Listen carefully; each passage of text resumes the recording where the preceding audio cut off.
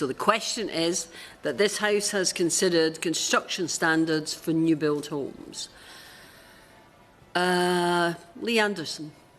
Thank you, Madam Chair. It is indeed a pleasure to serve under your chairship, and I want to congratulate the honourable member for Sherwood Forest for securing this important debate. And I'm very happy about this because Persimmon Housing, which she mentioned in her speech, has been on my radar now for about 10 years, both as a local councillor and as a Member of Parliament. We have an estate in Huthwaite, in my constituency, called the Mill Lane Estate, and this was built by Persimmon some 12, 13 years ago. And the standard of work, to say the least, was quite shoddy. There was lots of snagging issues when people had moved in. It's too late then. They've paid the money, they've got the mortgage, they're in these houses, they've got dodgy patios, they've got patio doors that don't fit, they've got kitchens falling to pieces, they've got uneven floors, they've got walls that are not lined up, they've got doors that don't fit. And when they complain to Persimmon, it takes ages for them to actually come out and see these people and put this work right. In fact, they didn't come out at all, so I ended up, as a councillor, putting in formal complaints on behalf of these residents who had snagging problems, and I did it to the previous MP's office, and lo and behold, once the MP got involved and we put formal complaints, they started to come round to people's houses and put the problems right. But it shouldn't be for somebody who's just forked out thousands and thousands of pounds and actually skint themselves to get their new home, their dream home, to have to move into a shoddy home, a brand new home, and then go to the local MP or the local councillor to try and put this work right. It should be, as a brand new home, you would expect it to be right the first time. Imagine waking up one morning and seeing all these problems. You've been in there a week, and this was happening to residents in my constituency. Now, we have another estate, another Persimmon estate in Ashfield called, in Annesley, the Alston Road estate in Annesley. And Persimmon, and I won't name and shame Persimmon because I think it's important, they've been dreadful to my constituents. They decided to put a road on this estate made out of these semi-permeable blocks of stone, not a normal road. This was a type of block paving they put on the whole estate. And Nottinghamshire County Council, I've never seen these block paving before. So quite rightly, they've refused to adopt this whole estate. Because once they adopt the estate, they're then responsible for this block paving. Now, they've been arguing the toss now for over 10 years. I've been working on this for 10 years as a councillor, as an MP. And every year or so, Persimmon will turn up on site with the high-vis jackets on and the boots, and they'll meet me and they'll speak to residents.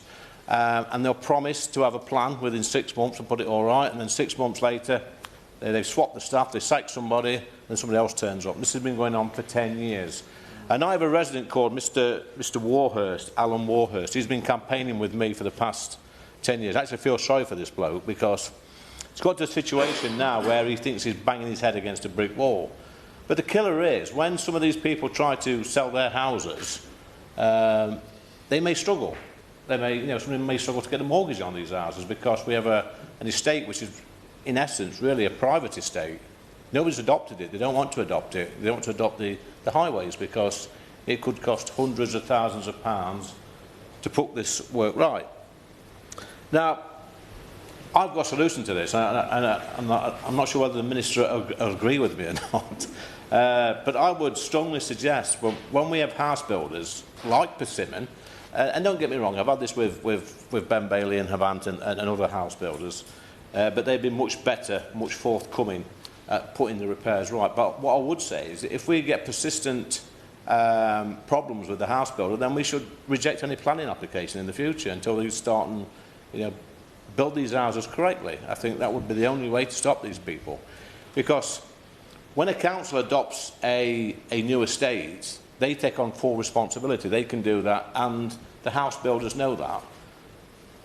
But the house owners, the people that actually purchase the house, once they're in that house, they've got the keys, they've got the mortgage, they're locked into that house then, and they're stuck with it. And they can't really, battle with the house builders, whereas a local authority can. The local authority holds all the aces, really. They can say, no, we're not adopting that road, or we're not adopting these pavements, we're not adopting these street lights until you've set them to our standards. Same with the local water authority, like Severn Trent. They can say to them, no, we're not adopting that sewer, we're not adopting that fresh water supply until you've built them to our standards.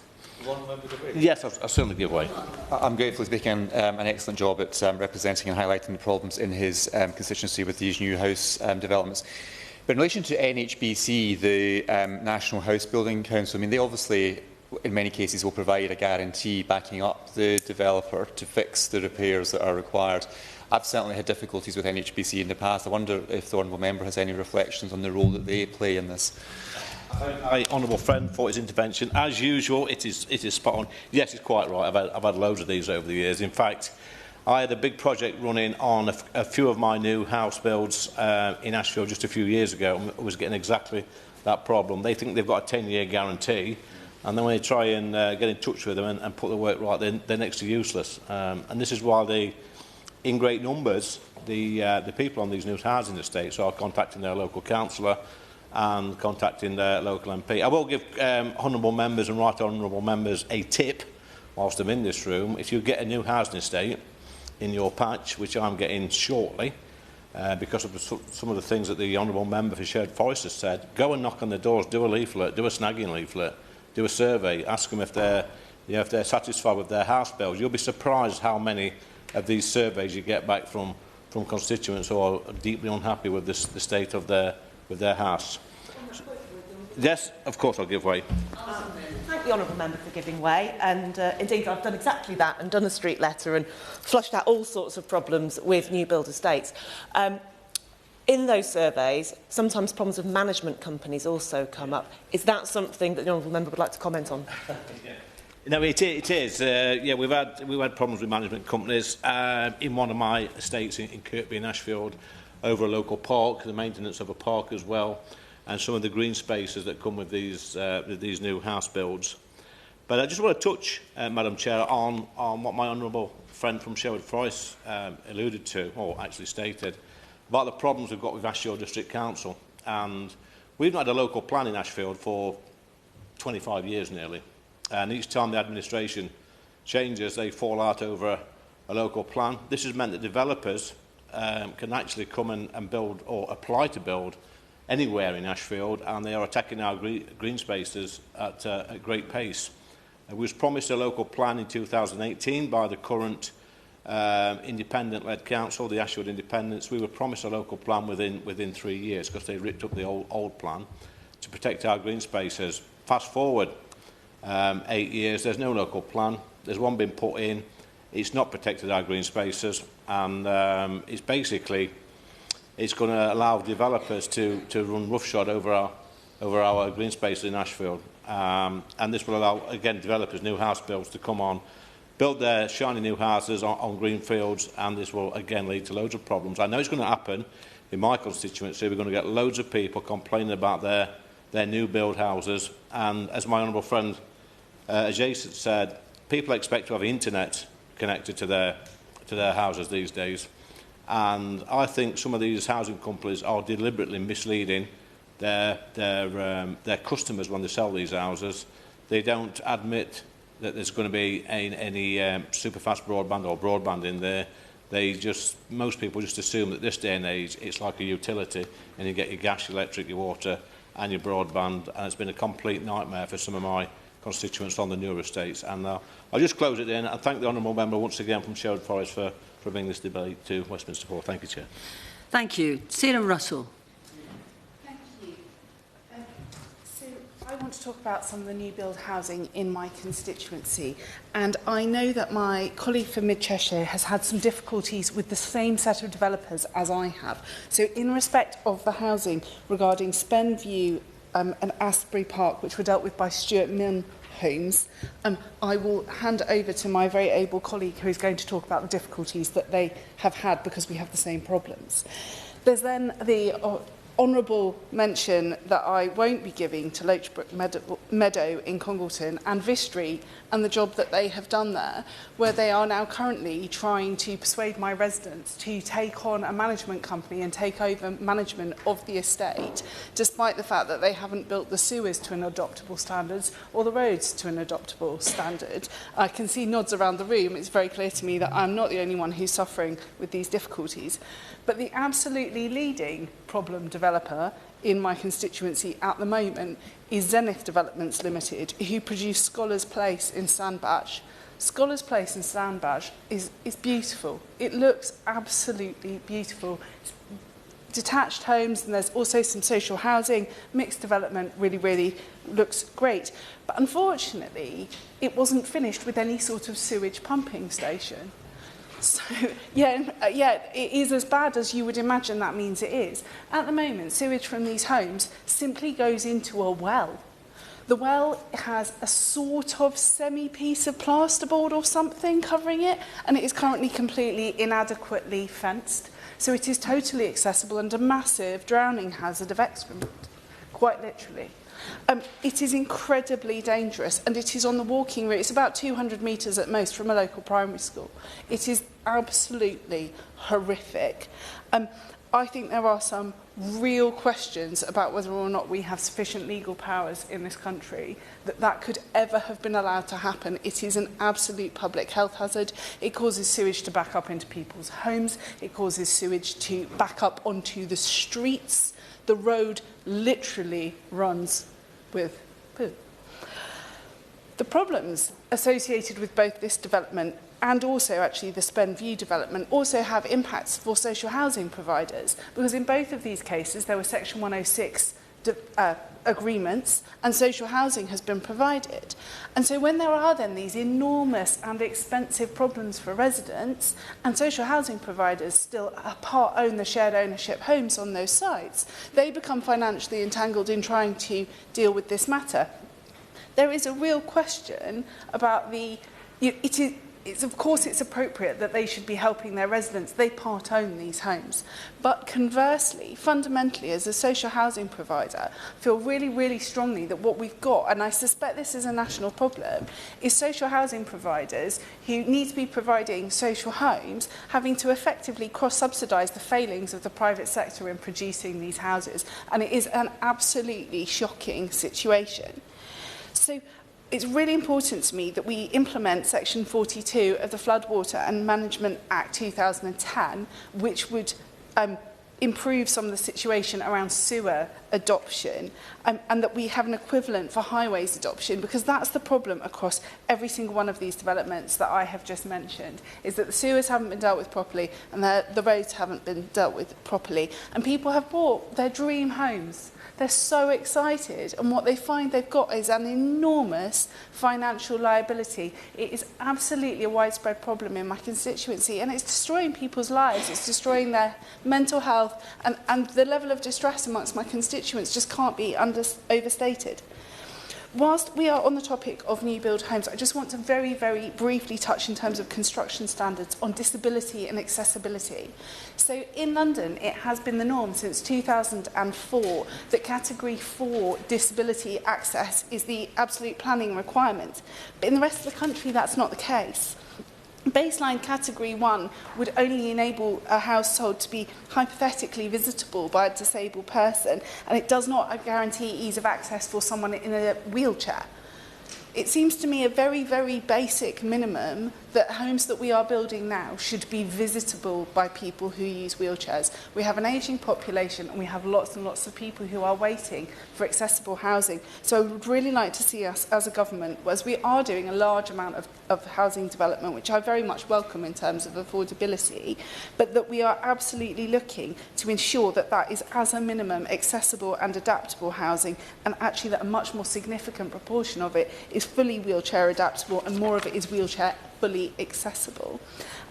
I would suggest that we need to look at the planning frameworks from 2018, because they simply require that local authorities consider the impact of requiring accessible housing on the viability of their local plan. So actually it is almost a requirement that housing shouldn't be accessible if that will make it difficult to deliver the required number of homes. And of course, the people who I've just described, these developers, of course the first thing they say is that we can't afford to provide accessible homes, but of course they can. What they need to be producing is good quality homes that everybody can access, and that are in estates that are surrounded by safe and secure environments in which the roads and the sewers are usable. It doesn't seem to me that this is too much to ask in an advanced industrial society. Thank you. Robin Moore. Thank you very much, Mrs. Jardine. Can I also thank the member for Sherwood Forest for securing this really important debate, and also just to say to her, for as I did in my intervention, that it seems like both of us have experienced the challenges of Harron Homes, and she has my full sympathy of dealing with them, having had in my own constituency the managing director to come out. Not that he wanted to come out, but I certainly managed to get him there, where we had a meeting with residents to talk through some of the challenges. But I share the concerns that she has raised on behalf of her constituents, because they are not a good housing developer that has the best interests of their residents that move into their properties at heart. Construction standards are not just about bricks and mortar, Madam Chair. They go into a home and go much beyond the sense of belonging and feeling of living in a good quality space. Construction standards are also about the process of planning, site security and development maintenance, which all play a part in the experience of a resident that moves into a property. And I just want to use this opportunity just to talk about some of the challenges that I've experienced in my constituency, particularly in Longleat, Redwood Close. There is a development that has been undertaken by Accent Homes, and I was called to come and have a look at this site, crikey, about 8 months ago now, to look at this condition of an existing construction site that is happening right now. It's derelict because those that were involved in the construction went bust. But this is a site that is right in the heart of Longleat, and dare I say, it's been causing a huge nuisance, not only to those that were wanting to move into the development, now experiencing this development being delayed, but also those that are living in close proximity. In fact, I was invited along to go and see the access challenges to this particular site for myself, where neighbouring property has had boundary walls, drainage, access, all disturbed as a result of an existing construction that has been going on. Completely unacceptable. And I met again with their Director for Development, who came out onto site with me, which probably was about maybe 4 months ago now, and reassured me that things would be changing at speed. But I can tell you nothing has changed at all, other than them giving me further reassurance and them holding a residents' meeting. They have told me that there has been an appointee of Esh Construction Limited who has now been appointed to complete the works, but this works are not due to start until mid-spring, and then construction of this site at Longleat is not going to be completed until 2026. All the while, those neighbours who have had their property damaged, their access hindered, their boundary walls to their properties completely removed, allowing access to a very dangerous site being able to be accessed very easily, all that while they're having to live with this right on their doorstep, which is completely unacceptable. And it begs the question, what has the local authority been doing throughout this whole process? Bradford Council have not monitored the construction at all, not carried out sufficient enough enforcement action. Indeed, no enforcement action seems to have been carried out at all, and this is not a satisfactory outcome for the residents living in Longleat. Yes. He's making an excellent speech, and he's right to highlight the important role that local authorities have. But speaking as a former commercial property lawyer, does he agree with me that part of the problem is that when you're buying a new home, the purchaser is forced to take a contract package which is geared very much in favour of the developer, as opposed to when you buy a second-hand home, there's a degree of negotiation between the parties. Buying a brand new home, you take the pack from the developer, and the remedies for the purchaser to deal with these snagging items are very, very limited. Does he agree that that is part of the problem? And I thank my honourable friend for his intervention. I absolutely agree. In fact, this is the point that's been made by the member for Sherwood Forest, indeed the member for Ashfield as well, that the challenge actually sits with, once you have purchased a property or tied into a contractual relationship, dealing with those snagging issues is a huge challenge. And actually, where do you then go? Because you have then been taken out of the remit of the local authority dealing with it, because they have approved the planning application, having not actually probably carried out any enforcement action at all. That's the problem that I experience by Bradford Council's lack of any attention to the challenges that we face within Keighley and Ilkley and our wider area that I represent. But it deals with the problem that when you're locked into a contractual relationship, maybe even moved into the property and have snagging issues, you are then effectively trapped and have no real ability for any organisation with any weight to deal with it. And that's the point actually that I would like to put to the Minister, and I hope that the Minister will address that in her summing up in terms of what action is the government now going to take to deal with when new developments have been constructed of a poor quality, where concerns have consistently been raised, and it should not take those concerns to come to a Member of Parliament to deal with them, because that only seems to be the actual case when a housing developer suddenly realises they've got to do something about it.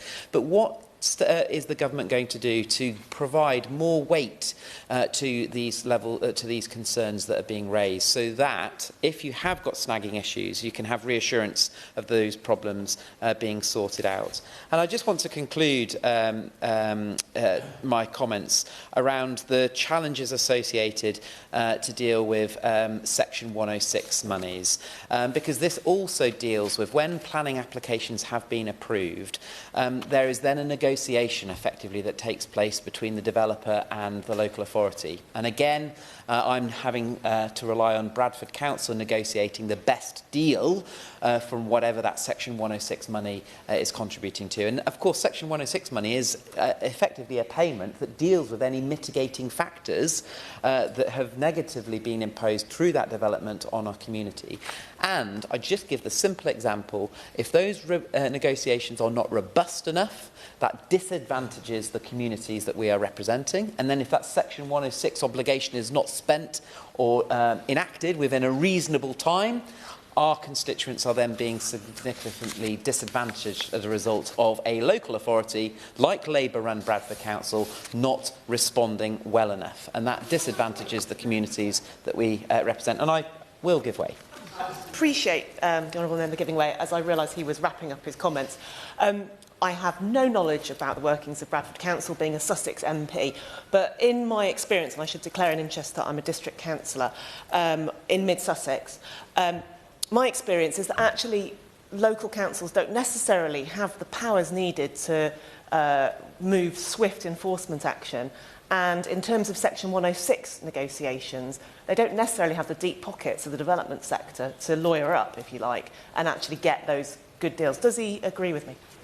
Well, I would politely just push back a little bit, because my understanding is actually local authorities do have the powers available to them throughout the planning process to be able to challenge the planning application that is put before them, indeed have a robust level of negotiation with the developer to result in a Section 106 obligation being firmly and robustly constructed that delivers the best interests. It's up to the local authority, of course, whether they choose to utilise the powers that are awarded to them. And in my case in Bradford Council, when I feel that they don't use any of the powers that have been awarded to them in the first place. I will give way, yes. In terms of the ability to do those things, I think that the many years of cuts to local authority budgets, which I think amount to about 30% of local authority budgets over the last 14 years, are highly relevant.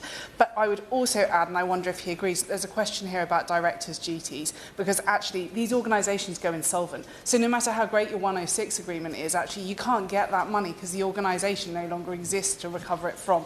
I think there's a question about directors' duties. It should never ever have been possible for the level of disruption that I am discussing to have happened to those residents and the people behind it to just be able to go off in their Range Rovers. Would he agree?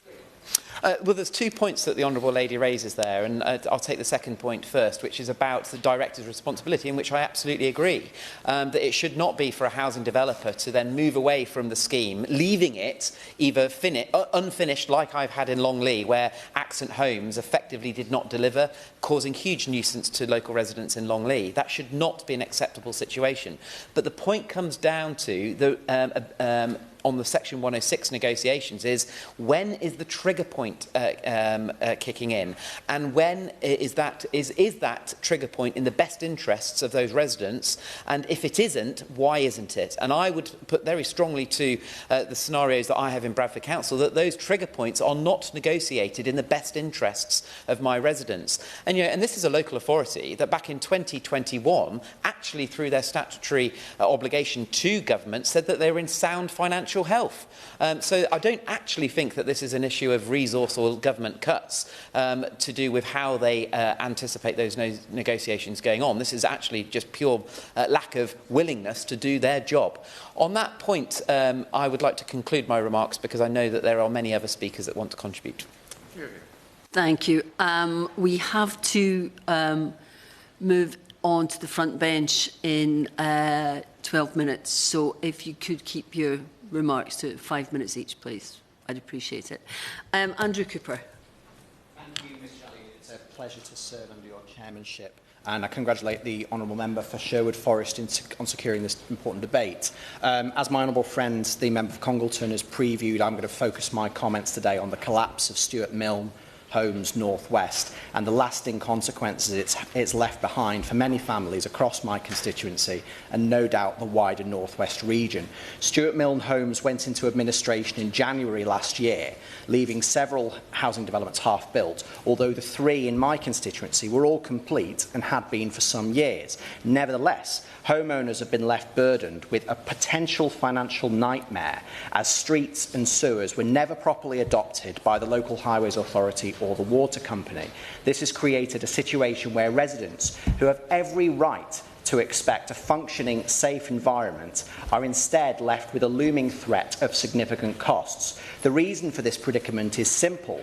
There was either no bonded Section 38 agreement in place with the local council or no bonded Section 104 agreement with the water company for the adoption of sewers, or in some cases both, despite residents having deeds on completion of their sale showing that the estate would be adopted.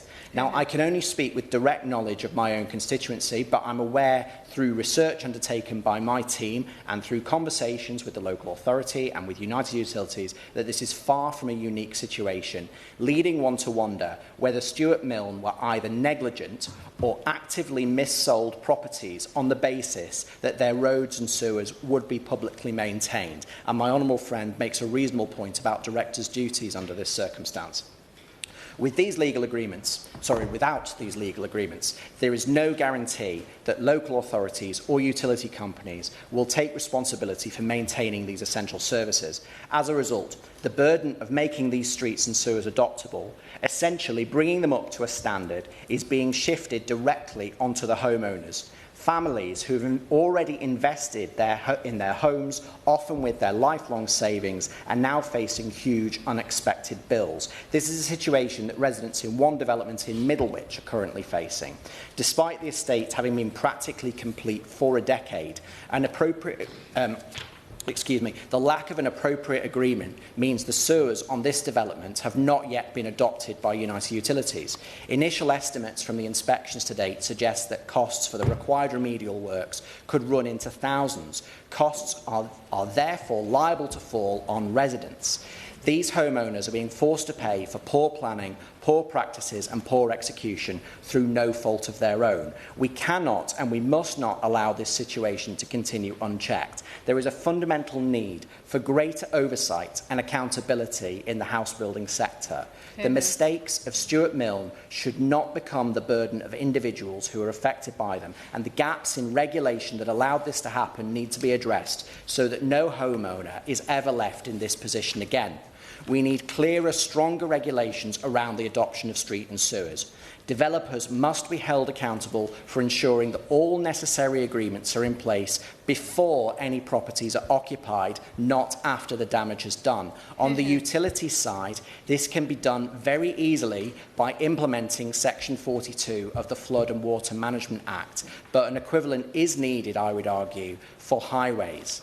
The financial cost of completing unfinished works should not fall on the shoulders of families who are innocent victims in this situation. In addition, there must be better protection for homeowners in the event of a developer's failure.